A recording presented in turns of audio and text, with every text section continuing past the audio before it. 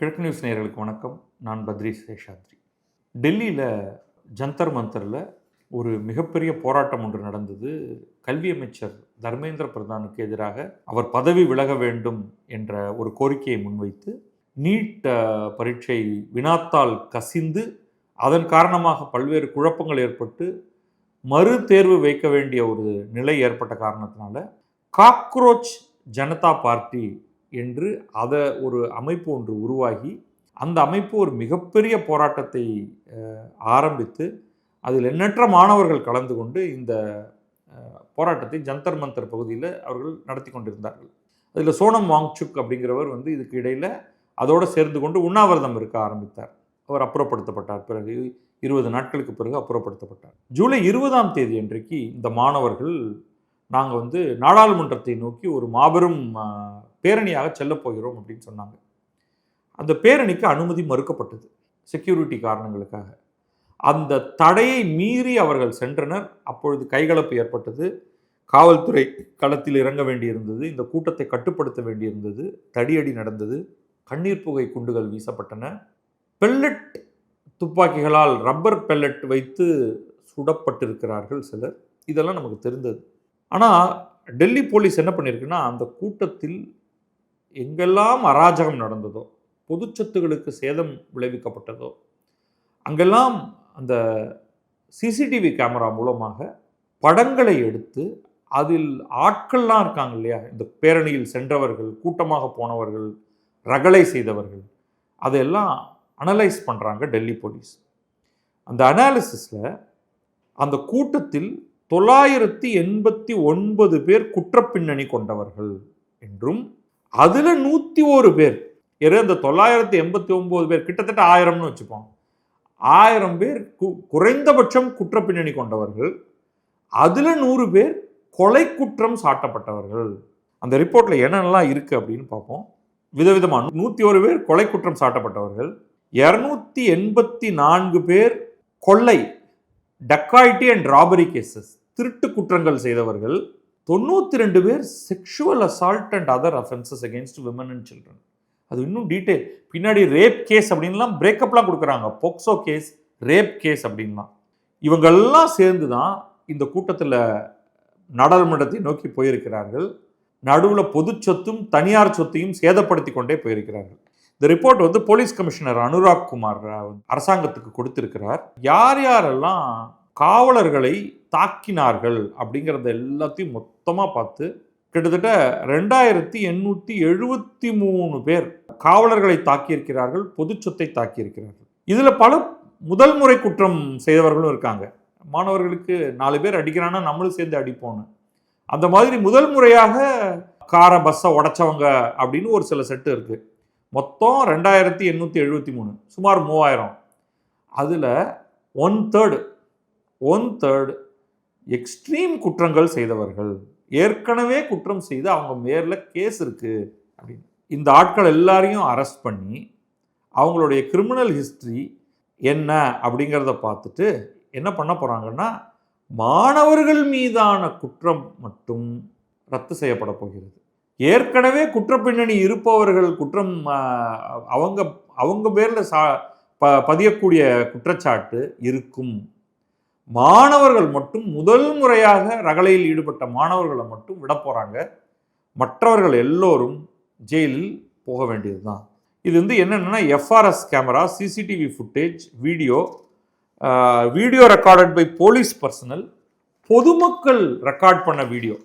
இப்போ இவங்களே சில பேரே வெற்றி கழிப்பில் செல்ஃபி எடுத்துக்கிறது, இன்ஸ்டாகிராமில் வீடியோ போடணும் அப்படிங்கிறதுக்காக எடுத்துக்கிறது இருக்கு இல்லையா, அந்த வீடியோக்களை எல்லாம் அனலைஸ் பண்ணும் பொழுது அவன் போட்டு அங்கே உடைச்சிக்கிட்டு இருக்கான், அடிச்சுக்கிட்டு இருக்கான், அதை படமெல்லாம் கிடைக்குது, அதை எல்லாத்தையும் எடுத்துக்கிட்டு இருக்காங்க. இதில் இந்த வயலன்ஸ் நடந்த இடத்துல எல்லாம் கல் அவுட் எரிஞ்சவங்க, காவலர்களை அடித்தவர்கள், கவர்மெண்ட் வெஹிக்கிள்ஸ் அதை உடைத்தவர்கள், பப்ளிக் ப்ராப்பர்ட்டி, சாதாரணமாக தெருவோரத்தில் நிற்கிற கார் அதெல்லாம் உடைச்சிருக்காங்க.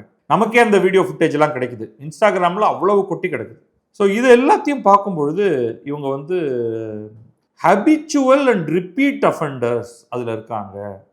அது அவங்க கேஷுவல் கிரிமினல் கிடையாது, தொடர்ச்சியாக குற்றம் செய்கிறவங்க.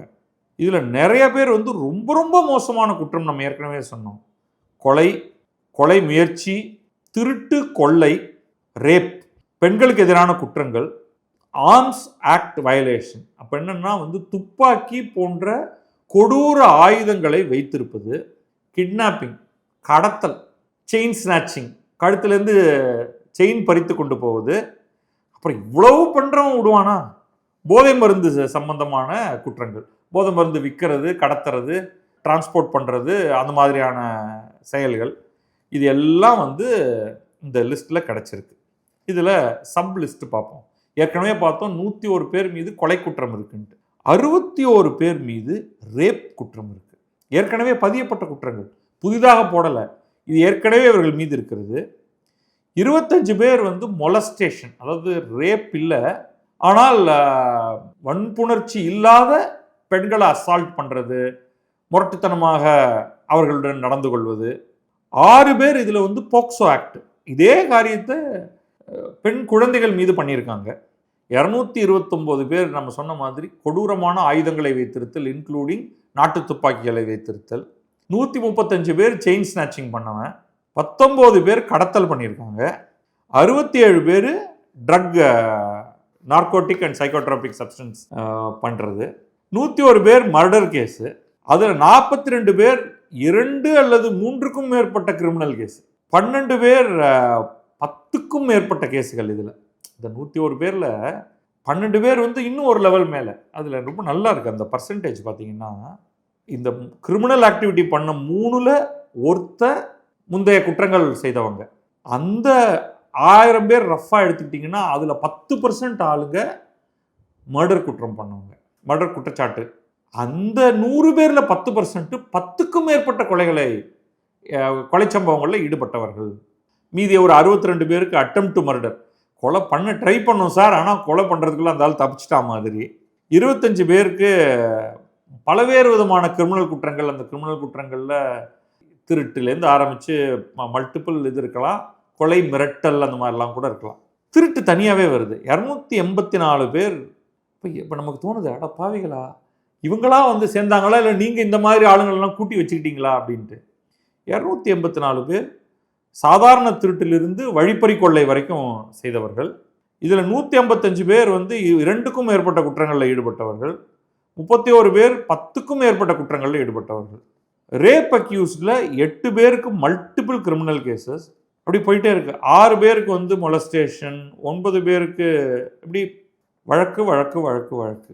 அப்புறம் காவல்துறை ரொம்ப தெளிவாக சொல்லுது, நீங்கள் ஜந்தர் மந்தரில் எங்களுக்கு பிரச்சனையே இல்லைங்க, நீங்கள் என்ன வேணாலும் சத்தம் போட்டு திட்டிக்கிட்டே இருங்க, ஆனால் பார்லிமெண்ட்டுக்கு மார்ச் பண்ணுறேன் அப்படின்னு சொன்னால் அதை அனுமதிக்க முடியாது.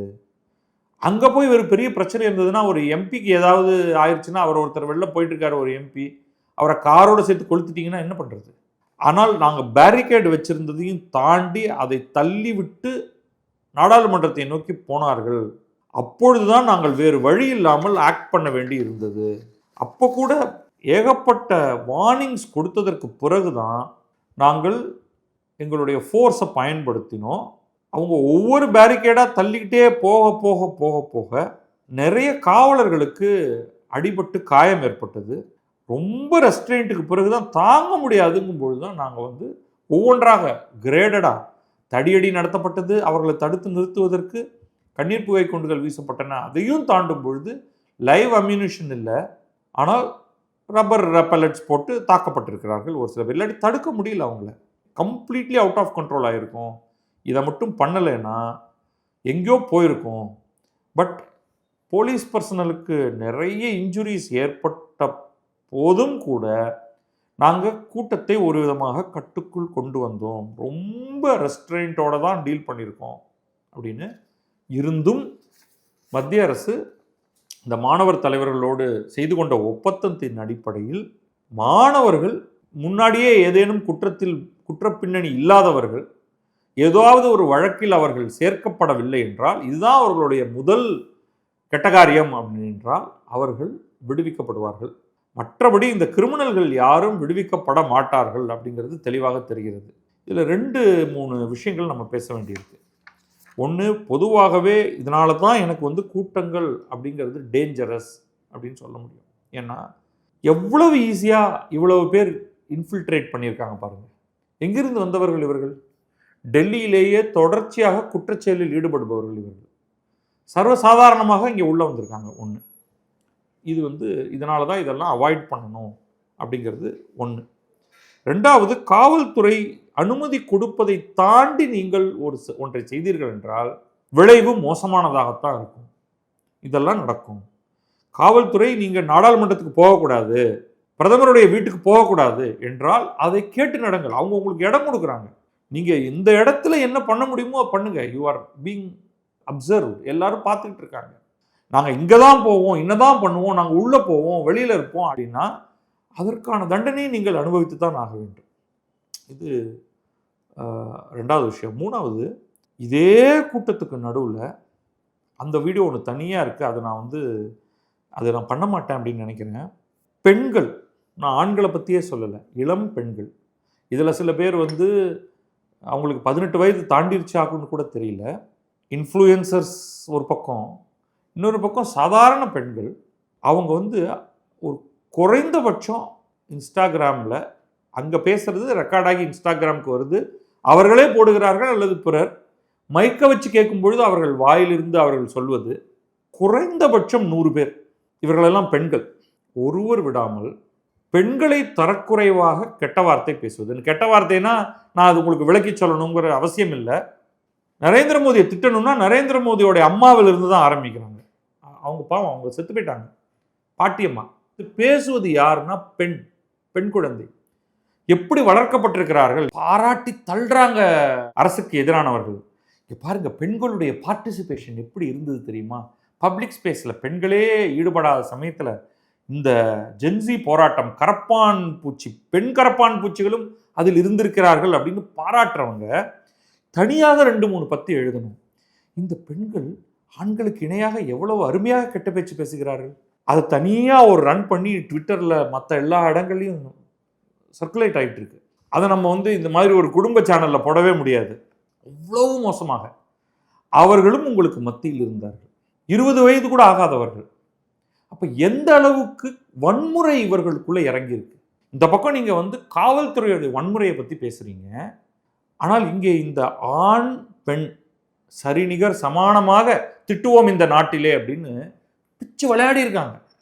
இதெல்லாம் சேர்ந்தது தான் காக்ரோச் ஜனதா பார்ட்டி அப்படிங்கிறதை ஞாபகம் வைத்துக் கொள்ளுங்கள். ஜென்சியை பாராட்ட வேண்டியது உண்மைதான், ஆனால் எந்த ஜென்சியை அப்படிங்கிறத முடிவெடுத்துக் கொள்ளுங்கள். நன்றி, வணக்கம். நான் பத்ரி சேஷாத்ரி. இது கிழக்கு நியூஸ்.